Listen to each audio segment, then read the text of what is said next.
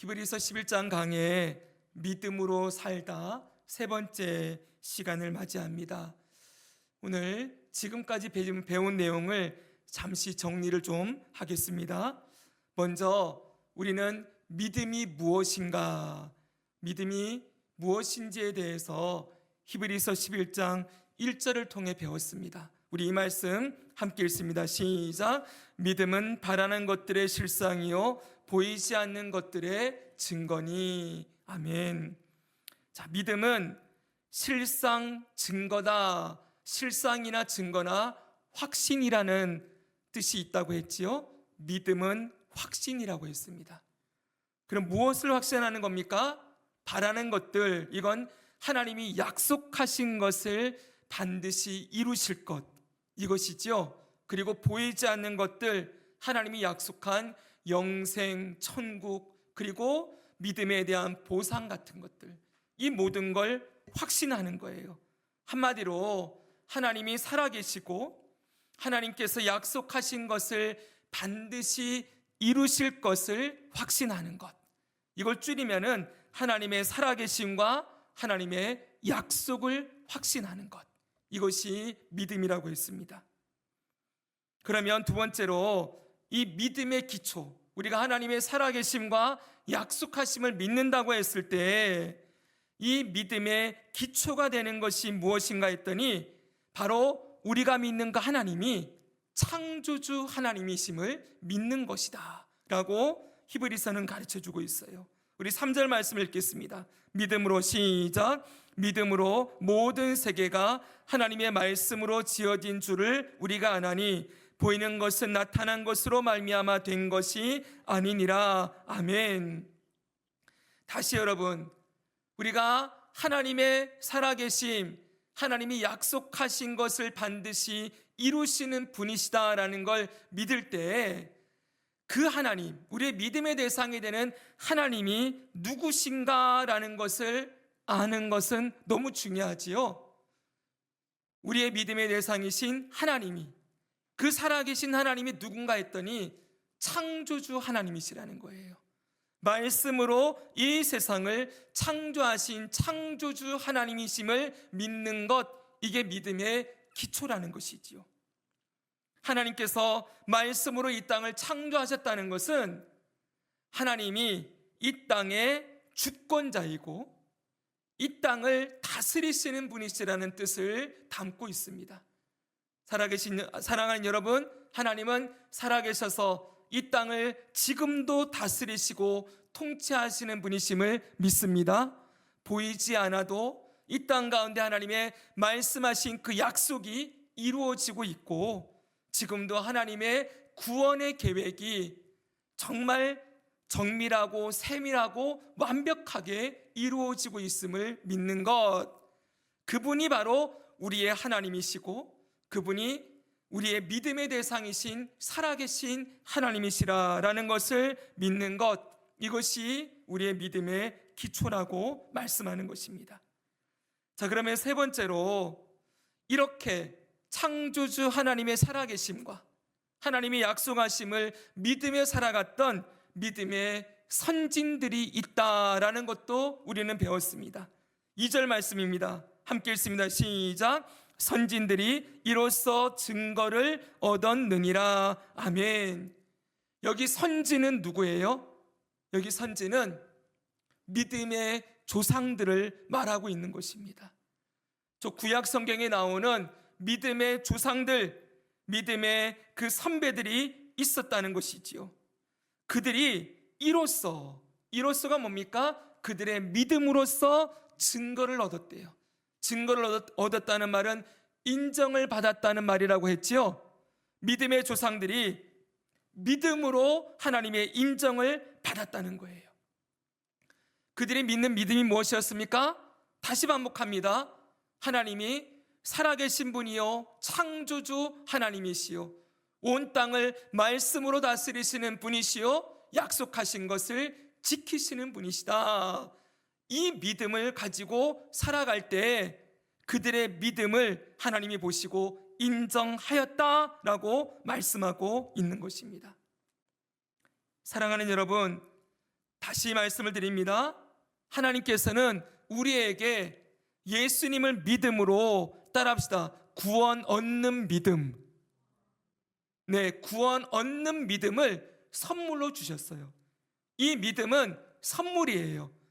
예수님을 믿는 믿음을 선물로 주셔서 맨 처음 하나님의 자녀가 되는 구원은 선물로 받는 거예요. 아멘. 거기에는 우리의 노력이나 행위가 들어가 있지 않습니다. 그건 전적으로 하나님의 은혜이지요. 그런데 그렇게 구원 얻는 믿음을 선물로 받은 성도는 이제 믿음으로 살아야 한다라고 성경은 가르치고 있어요. 한번 따라합시다. 믿음으로 살아야 한다. 네, 구원 얻는 믿음을 선물로 받은 성도는 믿음으로 이 땅을 살아갈 책임과 의무가 주어진다는 거예요. 믿음으로 어떻게 삽니까? 바로 이 조상들처럼 살아야 된다는 것이죠. 여기 나오는 이 선진들은 샘플이에요. 샘플. 우리가 이들을 보면서 앞으로 우리가 믿음의 선진들을 계속 보게 될 텐데, 이들을 보면서 야, 저들은 믿음이 참 좋았구나, 참 부럽다, 그리고 지나가서는 안 돼요. 여러분, 이렇게 믿음을 주시고 믿음으로 살도록 이끌어간 분이 누구입니까? 하나님이시지요. 그러니까 하나님께서 구원하셔서 믿음을 선물로 주신 사람들이 어떻게 살아가게 되는지를 미리 모델로 보여주셨다는 거예요. 그래서 이들을 볼 때마다 믿음은 이렇게 살아가는 거구나 라고 그들을 샘플로 배우고, 그들이 가진 그 믿음이 우리의 믿음이 되어지고, 그들이 살아간 믿음의 삶이 우리가 가진 믿음으로 하나님 앞에 살아가는 삶으로 열매 맺어지기를 소망하면서 이 내용들을 함께 보아야 하는 것입니다. 분명한 것은 믿음은 삶으로 증명됩니다. 구원받았다는 건, 야고보서에 보면은 행함이 없는 믿음은 죽은 믿음이라 그랬죠. 믿음으로 정말 구원을 받았다면 그 믿음의 삶이 열매로 나오게 된다는 것입니다. 그런데 이 믿음으로 살아가는 삶은 그냥 되는 게 아니지요. 연습과 훈련이 필요합니다. 우리 모두 하나님 앞에 이 선진들이 믿음으로 살아간 삶을 하나님께 인정받았던 것처럼 우리도 믿음으로 살아가는 훈련과 연습을 하여서 하나님 앞에 섰을 때 참 잘했다, 충성된 나의 아들아, 딸아 말씀하시는 그 음성을 듣는 자리에 우리 모두 서게 되기를 주님의 이름으로 축복합니다. 아멘. 자, 그러면 이제 오늘부터는 이 믿음으로 살아가는 것이 무엇인가 라는 주제를 가지고, 우리 이 히브리서 11장 강해의 주제가 뭐예요? 믿음으로 살다라는 거잖아요. 믿음으로 살아가는 삶이 구체적으로 어떻게 살아가는 것인지를 믿음의 조상들, 선진들을 통하여 배우게 되어집니다.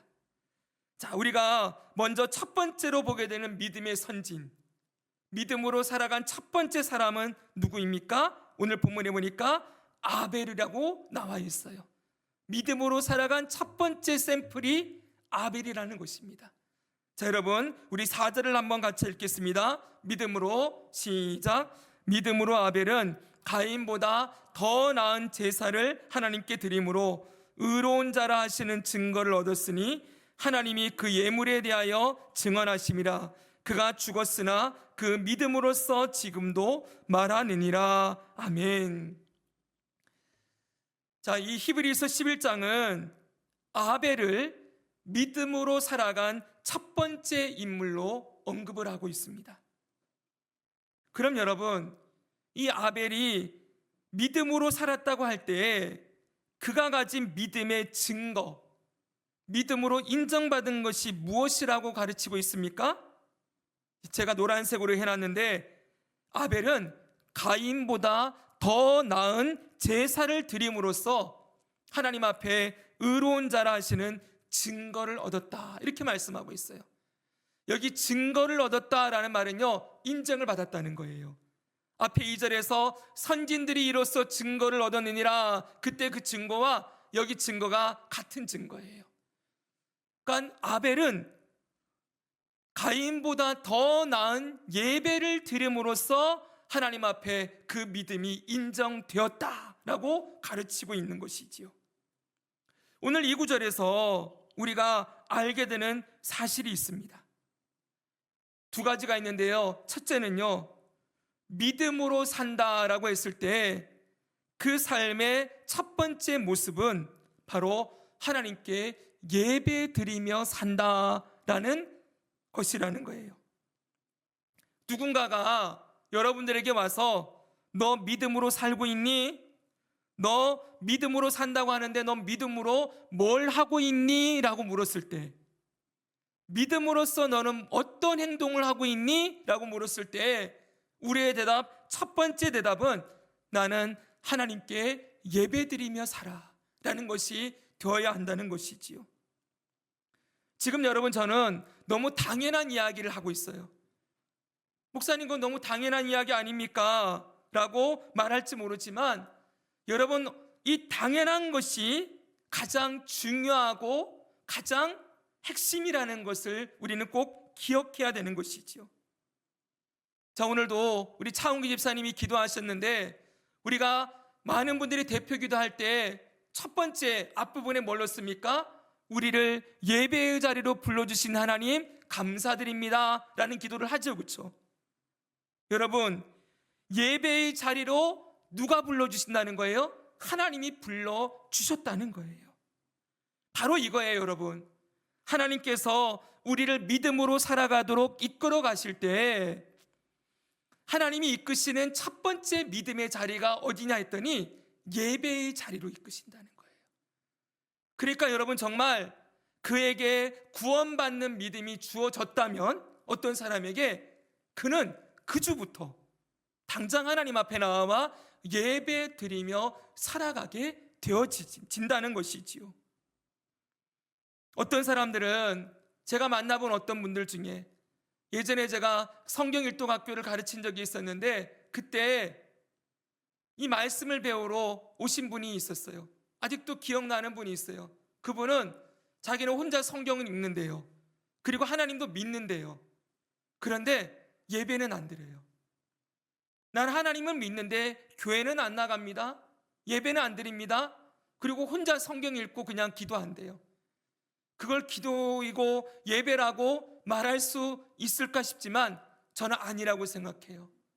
정말 그 안에 구원받는 믿음이 주어졌으면 그는 교회로 나와 하나님 앞에 예배의 자리에 반드시 서게 된다는 것이지요. 정리합니다, 여러분. 하나님을 믿는다는 건 뭐냐라고 했을 때 그 첫째가 예배하며 살아간다 라는 거예요.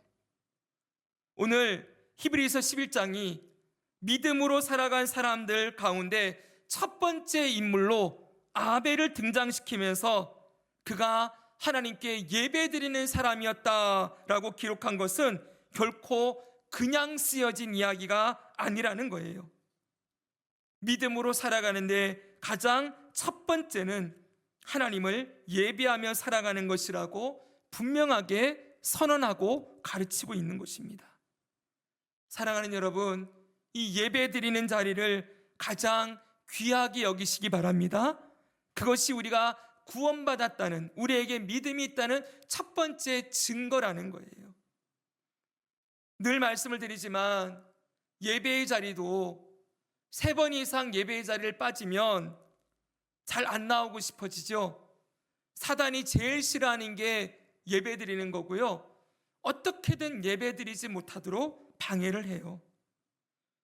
우리가 예배에 나와 있는 것이 우리의 힘으로 나온 것 같지만 하나님이 우리에게 믿음을 주시고 우리를 믿음의 삶으로 인도해 주신 은혜의 힘을 우리가 잊지 맙시다. 오늘 예배에 나와 있는 것 하나님의 은혜입니다. 그리고 이 은혜의 자리를 늘 사모하며 이 예배의 자리를 생명처럼 여기고 지키겠노라 결단하는 것이 너무나 중요하다는 거예요. 우리 예배의 자리를 생명처럼 여김으로 하나님이 기뻐하시는 예배자로, 믿음의 사람으로 살아가기를 주님 이름으로 축복합니다. 아멘. 또 하나, 두 번째로 우리가 이 구절에서 알게 되는 것은 예배를 드리긴 드리는데 예배 가운데도 더 나은 예배가 있다는 거예요. 어떤 예배가 있다고요? 더 나은 예배가 있다. 다시 4절을 보시면 믿음으로 한번 읽습니다. 시작. 믿음으로 아벨은 가인보다 더 나은 제사를 하나님께 드림으로 의로운 자라 하시는 증거를 얻었으니. 아멘. 여기 분명하게 아벨은 가인보다 더 나은 제사, 곧 예배를 하나님께 드렸다고 말씀하고 있습니다. 그럼 여러분, 가인의 예배와 아벨의 예배가 어떤 예배였길래 하나님은 아벨의 예배를 가인의 예배보다 더 나은 예배라고 인정하셨을까요? 우리가 이 내용을 알려면 창세기 4장을 가봐야 하지요. 창세기 4장 3절에서 5절은 이렇게 기록되어 있습니다. 한번 들어보십시오. 세월이 지난 후에 가인은 땅의 소산으로 제물을 삼아 여호와께 드렸고 아벨은 자기도 양의 첫 새끼와 그 기름으로 드렸더니 여호와께서 아벨과 그의 제물은 받으셨으나 가인과 그의 제물은 받지 아니하신지라. 아멘. 여기 분명히 말씀합니다. 가인의 예배는 받지 않고 아벨의 예배만 받으셨다. 근데 하나님이 왜 그렇게 하셨을까요? 하나님이 받고 안 받으신 기준이 무엇입니까? 바로 제물의 차이라는 거예요. 따라합시다. 제물의 차이. 여기 보십시오. 노란색으로 제가 해놨죠. 아벨과 그의 제물은 받으셨으나 아벨과 그 사람과 그가 드린 제물을 함께 본다는 거예요. 아벨의 예배 드린 것에 아벨의 예배를 받으시는데 결국 뭘 받는 거예요? 아벨의 제물을 받으셨다는 거예요. 가인도 마찬가지입니다. 가인과 그의 제물은 받지 아니하시니라. 가인의 예배는 가인의 그 예배에 어떤 제물을 드렸느냐, 이걸 보셨다는 거예요. 그러니까 여러분, 하나님 앞에 드리는 제물은 곧 그의 예배의 모든 것이라고 할 수가 있어요. 하나님이 그 예배를 받으셨다는 건 그 사람이 드리는 제물을 받으셨다는 거예요. 굳이 말하면, 아시겠죠 여러분? 그러면 왜 하나님은 가인의 제물은 안 받으시고 아벨의 제물은 받으십니까? 여기 차이가 있습니다. 제물이 보니까 가인은 뭘로 드렸어요? 땅의 소산으로 제물을 드렸다. 아벨은 양의 첫 새끼와 그 기름으로 드렸다라고 되어 있습니다. 가인은 농사꾼이니까 곡식을 드렸고 아벨은 목양하는 사람이어서 양을 제물로 드렸대요. 근데 어떤 분들은 여기서 보면은 가인의 예배를 안 받으신 건 곡식 제사였기 때문에, 그리고 아벨의 예배를 받으신 건 짐승 제사였기 때문이다, 이렇게 말씀하세요. 짐승 제사를 드렸다는 건 피를 드렸다는 거예요. 피 제사를 드렸다는 것이지요. 그런데 그건 좀 옳지 않은 것 같습니다. 왜냐하면 이 당시는 제사 제도가 확립되기 이전이지요. 그렇기 때문에 꼭 짐승의 제사로만 피를 흘려서 드리는 제사만 받으시는 그런 시대가 아니었어요. 그러면 무엇이 차이가 있습니까? 짐승, 곡식 다 차이가 없어요. 어떤 걸로 드려도 되는데 여기 분명히 성경 구절에 보니까 차이가 나옵니다. 아벨의 제물은 구별된 제물이었다는 거예요. 따라합시다. 구별된 제물. 네, 아벨의 제물은 양의 첫 새끼와 그 기름을 드렸다라고 분명하게 말씀하고 있지요.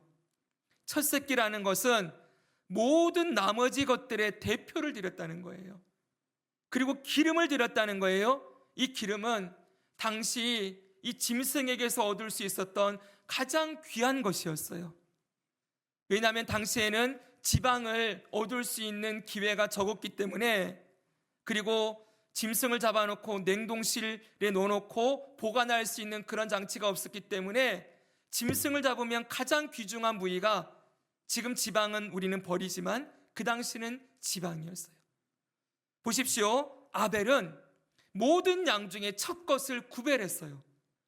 그리고 양을 잡았는데 지방을 다 구별해서 하나님께 가장 좋은 것을 드렸다는 거예요. 그런데 여러분, 가인의 곡식 제사에는 그게 보입니까? 안 보입니까? 가인의 제물에는 구별이 있습니까? 없습니까? 구별이 없어요. 그냥 땅의 소산으로 제물을 드렸다, 이렇게 말씀하고 있어요. 보십시오. 아벨의 제물이 그의 예배가 믿음으로 드린 예배였다는 것을 증명하는 것이었다는 거예요. 그래서 여러분, 오늘 히브리서 11장 4절 하반절에 보면은 이렇게 말씀하고 있습니다. 우리 이 말씀 같이 한번 읽겠습니다. 하나님이, 시작, 하나님이 그 예물에 대하여 증언하심이라. 아멘. 분명히 나오죠. 하나님이 뭘 보셨다는 거예요? 그가 드린 제물을 봤다는 거예요. 그것에 대해서 증언하셨대요. 인정하셨다라고 말씀하는 것이지요. 자, 보십시오. 앞에서 제가 믿음은 3절에서 하나님의 창조주 되심을 인정하는 것이 믿음의 기초라고 말씀드렸죠. 자, 보십시오. 하나님이 창조하신 세계에서 우리가 땀 흘려 곡식도 얻고 양도 얻어요. 그런데 그 모든 것이 하나님 것이었음을 인정하는 태도가 뭐라는 거예요?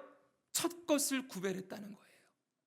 그러니까 아벨의 예배에는 하나님이 온 땅의 창조주시오, 온 땅의 주인이시라는 걸 믿는 믿음이 그 예물에 담겨 있었다는 것이지요. 바로 이것이 아벨의 예물이 하나님께 인정받는 믿음의 예물이었다는 것을 보여주는 증거인 것입니다. 사랑하는 여러분, 우리가 우리 교회에서 양육반에 성장반 공부를 하면 늘 예배에 대해서 가르칩니다. 예배는 보는 것이 아니라 드리는 것입니다 라는 걸 늘 말씀드리지요. 근데 뭘 드립니까? 예배에 모든 영광을 하나님께 돌려드립니다. 그 영광이 뭐라 그랬어요? 우리가 가진 가치, 우리의 몸, 우리의 영혼, 시간, 물질, 재능, 생명, 하나님이 우리에게 모두 주신 가치를 하나님께 다시 되돌려 드리는 것, 드리는 것, 이것이 예배라고 늘 말씀을 드리고 있지요. 사랑하는 여러분, 오늘날 우리는 이 예배의 자리에 나오면서 재물을 가지고 오지 않았습니다. 여기 누구 양 한 마리 끌고 오신 분 있습니까? 아니면 곡식당 가지고 오셨습니까? 우리는 재물을 드리지 않아요. 그러나 여러분, 재물이 없는 게 아니지요. 제사의 핵심은 재물이에요. 따라합시다. 제사의 핵심은 재물이다. 재물이 없는 제사는 없어요. 그렇죠, 여러분? 우리의 예배도 하나님께 드리는 제사예요. 이 제사에 재물이 없는 게 아니지요. 이 제사의 재물이 무엇입니까? 우리의 몸이라고 있어요. 로마서 12장 1절은 이렇게 분명하게 가르칩니다. 그러므로 같이 읽습니다. 시작. 그러므로 형제들아, 내가 하나님의 모든 자비하심으로 너희를 권하노니 너희 몸을 하나님이 기뻐하시는 거룩한 산 제물로 드리라. 이는 너희가 드릴 영적 예배니라. 아멘. 제물이 있습니까? 없습니까? 있어요. 우리의 몸을 산 제물로 하나님께 드려라. 이게 영적 예배다. 하나님이 기뻐하시는 예배라는 거예요. 보십시오, 여러분. 우리의 몸을 구별해서 제물로 드리는 시간이 바로 예배 시간입니다. 우리가 이 몸을 가지고 누리고 있는 모든 것, 우리의 시간, 우리의 재능, 우리의 달란트, 우리의 물질, 우리의 생명을 주님께 드리는 것, 이게 바로 하나님이 받으시는 제물이라는 거예요. 지금 우리 드리고 있는 중입니다. 그렇죠, 여러분? 그런데 중요한 걸 여러분들에게 권면하고자 합니다. 근데 이 예배의 자리에 여러분은 정말 구별된 시간을 드리고 있습니까? 시간을 구별했나요? 예배 시간이 남아서 오는 게 아니죠, 그렇죠? 그냥 예배 시간이 됐으니까 나오는 게 아니지요. 이 예배의 자리에 나오는 이 시간, 우리의 마음에 다 구별해 놓고 수요일 저녁 이 시간, 주일 예배 시간, 금요일 기도의 시간, 우리의 삶에 다 구별해 놓고 이거는 무엇으로도 터치할 수 없다. 이건 하나님의 것이다.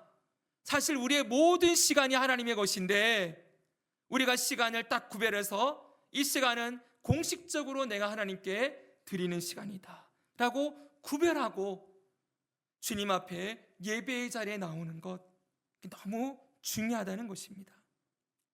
시간을 구별하라. 예물도 마찬가지지요.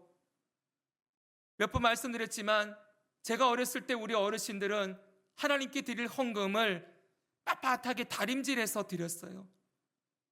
그리고 은행문이 닫기 전에 꼭 가서 새 돈으로 바꿔가지고 드리는 분들 있었어요. 지금도 그런 분들이 제가 대전남북교회 사역할 때 어쩌다가 헌금 들어오는 걸 보면은 빳빳한 새 돈이 들어와 있어요. 그거 어디서 준비했겠습니까? 미리 은행 다녀오신 거예요. 많은 사람들이 그건 너무 형식적이다 라고 말할 수 있지만 그렇게 폄하해선 안 됩니다. 그분들이 그 은행에 다녀오는 시간 드렸지요, 여러분. 하나님께 구별하여서 드리고자 가장 좋은 것을 드리고자 하는 그 마음 중심이 그 가운데 담겨 있지 않습니까? 하나님이 그거 보면서 야 그냥 아무 돈이나 드려도 되는데 너 뭐 그렇게 그냥 유별나게 은행까지 가서 돈 받고 와서 새 돈 드리냐? 이런 말씀 하시겠습니까? 아니죠, 여러분. 여러분들이 누군가에게 축의금을 내거나 아주 중요한 분들에게 사례를 할 때 그냥 아무 돈이나 넣지 않잖아요. 하나님 앞에 드리는 그 귀한 예물을 구별해서 준비하는 것. 여러분, 구별해서 우리의 삶에 10의 1조를 드리고 주님 앞에 구별해서 예물을 드리는 것, 이건 너무나도 주님이 보시기에 귀한 마음이다라고 보신다는 것입니다. 여러분, 구별된 달란트도 드리는 것이지요. 우리의 재능이 하나님으로부터 온 것이라고 한다면 우리는 구별된 헌신과 봉사와 섬김을 하는 것이 중요합니다. 찬양하는 것도, 우리가 교사로서 일하는 것도, 주방에서 봉사하는 것도 그냥 습관적이고 형식적인 것이 아니라 이 모든 것이 하나님이 받으시는 예배라는 것을 기억하고 그 자리에서 찬양하고 헌신하고 봉사하는 것, 이것이 너무 중요한 것이지요. 핵심을 잃어버리지 마십시오. 한번 따라합시다. 교회에서 하는 모든 것은 하나님께 드리는 예배다. 네, 하나님께 하는 거예요. 사람에게 인정받으려고 하는 거 아니지요. 그렇죠. 누구에게 보여주려고 하는 거 아니지요. 네, 여기서 드리는 찬양, 기도, 봉사, 헌신, 모든 드림이 하나님께 드리는 시간이라는 거예요. 곧 예배라는 것이지요. 그렇게 여러분, 우리가 하나님이 드리는 예배는 분명하게 아벨의 제물에 대해서 하나님이 증언하셨습니다. 그것이 구별된 것이었다. 그걸 하나님이 기쁘게 보셨다고 말씀하고 있습니다. 그럼 여러분, 거꾸로 반대로 우리가 이 말씀을 생각한다면 하나님이 받지 않으시는 예배도 있다는 거지요. 참 두렵고 그리고 어려운 말씀이지만 하나님이 받지 않으시는 예배도 분명히 있어요. 어떤 예배겠습니까? 외식적이고 형식적인 예배, 억지로 하는 헌신과 봉사, 하나님이 아닌 나를 높이고 인정받고자 하는 그런 섬김은 하나님이 받지 않으시지요. 어떤 사람들이 그러했습니까? 요즘 우리가 주일날마다 서기관과 바리새인의 모습을 보고 있는데 여러분, 그들이 그렇게 살지 않았습니까? 그들의 예배드림, 기도함이 사람들에게 보이려고 기도했대요. 그쵸? 사람들에게 보이려고 헌신해요. 11조도 자기를 자랑하려고 자기의 의를 쌓으려고 해요. 여러분, 바로 그런 모습은 하나님이 안 받으신다는 거예요. 물론 여러분, 우리가 신앙이 어릴 때는 그냥 잘 모르고 하기도 하고, 그냥 하라고 하니까 하고, 그렇게 하기도 하지요. 사람들에게 칭찬받으니까 좋아서 하기도 하고, 목사님이 인정해 주니까 좋아서 막 열심을 내기도 하고, 어릴 때는 그럴 수 있어요.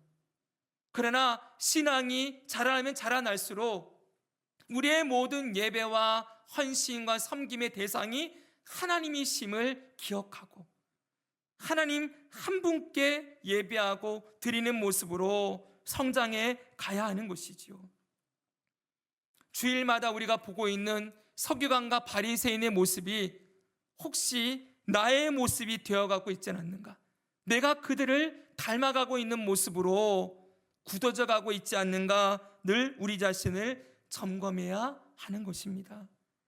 사랑하는 여러분, 우리 모두 우리 몸을 하나님이 기뻐하시는 거룩한 산 제물로 드리는 자가 되어 하나님이 우리의 예배드림을 인정하시는 그러한 예배자로 주님 앞에 믿음으로 예배하는 자로 서기를 예수님의 이름으로 축복합니다. 마지막 말씀을 결론의 부분을 함께 살펴보겠습니다. 자, 히브리서 11장 4절 마지막 부분은 이렇게 말씀하고 있습니다. 같이 한번 읽습니다. 그가 읽겠습니다. 시작. 그가 죽었으나 그 믿음으로써 지금도 말하느니라. 아멘. 여러분 보십시오. 아벨은 죽었어요. 근데 남아있는 게 있대요. 뭐가 남아있습니까? 믿음이 남아있대요. 그 믿음이 말하고 있대요. 이거 아주 엄청난 이야기입니다, 여러분. 믿음은 결코 없어지지 않는다는 거예요. 우리가 죽어도 우리가 믿음으로 행하고 살았던 모든 것은 다 남겨져 있다. 지금도 말하고 있다. 지금도 남겨져 있다라고 말씀하고 있는 것이지요. 저와 여러분이 하나님께 드렸던 이 예배, 그리고 찬양, 기도, 헌신, 봉사, 섬김이 하나님 앞에 다 쌓여져 있어요. 이 말을 오해하지 마십시오.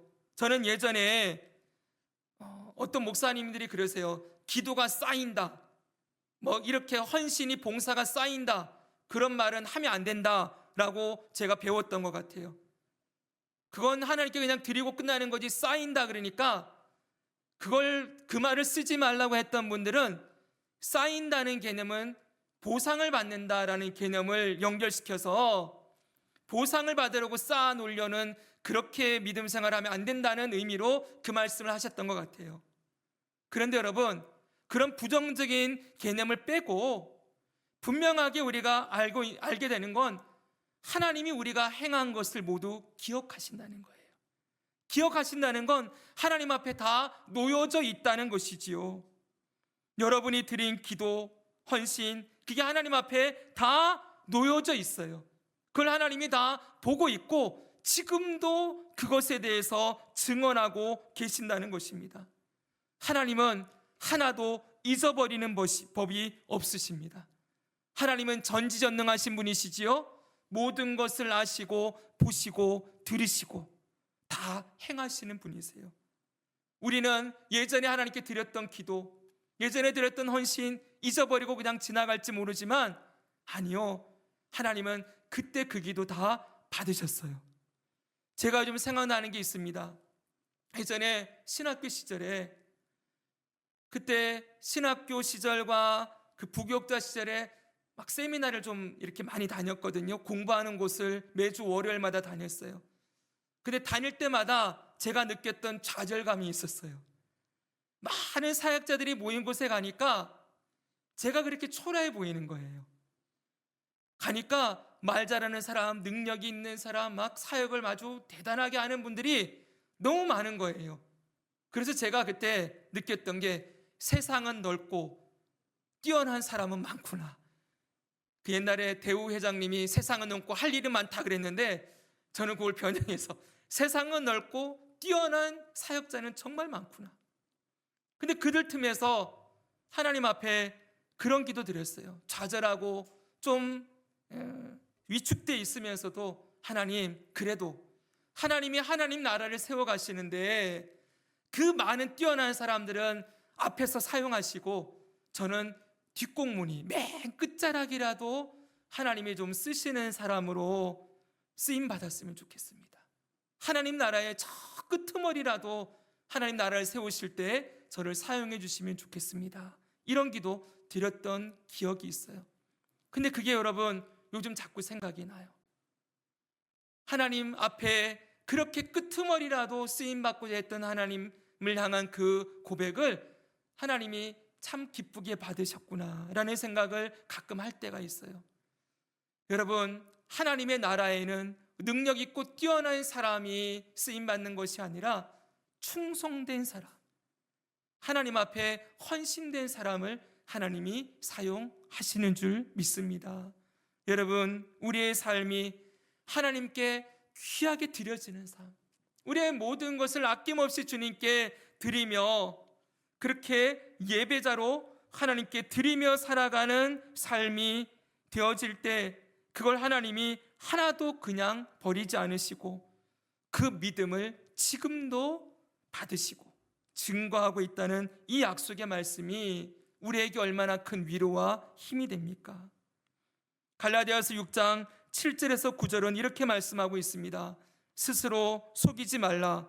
하나님은 업신여김을 받지 아니하시나니 사람이 무엇으로 심든지 그대로 거두리라. 자기의 육체를 위하여 심는 자는 육체로부터 썩어질 것을 거두고 성령을 위하여 심는 자는 성령으로부터 영생을 거두리라. 우리가 선을 행하되 낙심하지 말지니 포기하지 아니하면 때가 이름에 거두리라. 아멘. 우리가 심는 그대로 거두게 하신다고 약속하셨습니다. 이 땅에서 못 거두면 저 땅에서 주님 나라에서 반드시 거두게 하실 줄 믿습니다. 또 이 말씀도 있어요. 고린도전서 3장 12절에서 15절입니다. 우리 이 말씀은 같이 한번 읽겠습니다. 만일 시작. 만일 누구든지 금이나 은이나 보석이나 나무나 풀이나 짚으로 이 터 위에 세우면 각 사람의 공적이 나타날 터인데 그 날이 공적을 밝히리니 이는 불로 나타내고 그 불이 각 사람의 공적이 어떠한 것을 시험할 것임이라. 만일 누구든지 그 위에 세운 공적이 그대로 있으면 상을 받고 누구든지 그 공적이 불타면 해를 받으리니 그러나 자신은 구원을 받되 불 가운데서 받은 것 같으리라. 아멘. 참 어려운 말씀이고 이 말씀 한편으로 몇 번 설교를 해야 되는 내용이지만 다 차치하고 핵심은 무엇입니까? 그날에 예수님이 이 땅에 오시는 그날 우리가 믿음으로 살았던 삶에 대해 분명히 평가님이 있다. 금이나 은이나 보석 같은 믿음으로 살았던 삶, 아니면은 나무나 짚이나 풀 같은 믿음으로 살았던 삶에 대해서 분명히 주님이 평가하신다. 그때 상과 벌이 있을 것이라고 분명히 말씀하지요. 이건 구원과는 상관없어요. 구원은 은혜로 다 받습니다. 구원 얻는 믿음은 이미 믿는 자들이 선물로 받았습니다. 할렐루야. 하나님의 자녀가 되었습니다. 근데 그 자녀로서 이 땅을 어떻게 살았느냐는 분명히 똑같지 않다는 거예요. 하나님께서 반드시 그것을 평가할 날이 있다. 이걸 여러분들에게 막 압박을 주려고 협박하려고 이 말씀 드리는 게 아니에요. 말씀에 있는 그대로라는 거예요. 왜냐하면 하나님은 공의의 하나님이시기 때문에 그렇지요. 하나님은 정의의 하나님이십니다. 정의가 뭡니까? 잘한 사람에게 상 주고 못한 사람에게 벌 주는 게 공의예요. 우리 하나님의 사랑만 강조해서는 안 됩니다. 사랑하셨어요. 사랑받고 있습니다. 하나님의 자녀가 되었다는 것이 우리를 사랑하신 하나님의 사랑의 증거입니다. 그런데 우리에게 공의의 하나님도 살아계신다. 우리가 믿음으로 견디고 인내하고 참고 헌신하며 섬기며 예배하며 살았던 그 모든 것을 하나님은 반드시 아시고 갚으시는 분이시다라는 것을 우리에게 가르치고 있는 것입니다. 상 받으려고 하는 게 아니지만 그래도 우리가 한 것이 하나님께 올려지고 있고 다 기록되고 있다는 건 참 기쁜 일 아니겠습니까? 그렇죠, 여러분? 네, 또 하나, 여러분, 믿음으로써 말한다는 건 우리의 삶이 반드시 이 땅에서도 남게 된다는 거예요. 다시 그 전의 말씀을 그냥 여기만 보여주시기 바랍니다. 믿음으로써 말하느니라, 이 말씀은 우리가 믿음으로 살았던 이 삶이 반드시 이 땅에도 남겨진다는 거예요.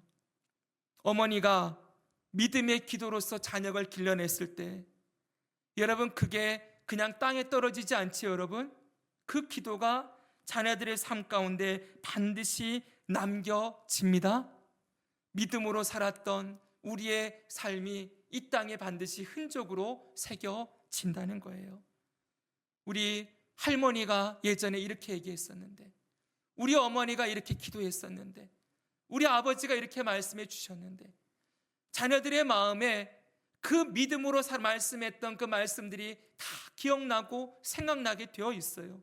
우리 주변의 사람들에게 그때 우리 직장 상사 그분이 그때 이렇게 했었는데, 나한테 이런 말 해줬었는데, 그 친구가 나에게, 그 예수님 믿는 친구가 이렇게 권면했었는데, 여러분, 우리의 믿음으로 말하고 행동한 모든 것이 이 땅에도, 우리 가정에도, 우리 주변의 사람들과 우리의 자녀들의 삶에 반드시 남겨진다.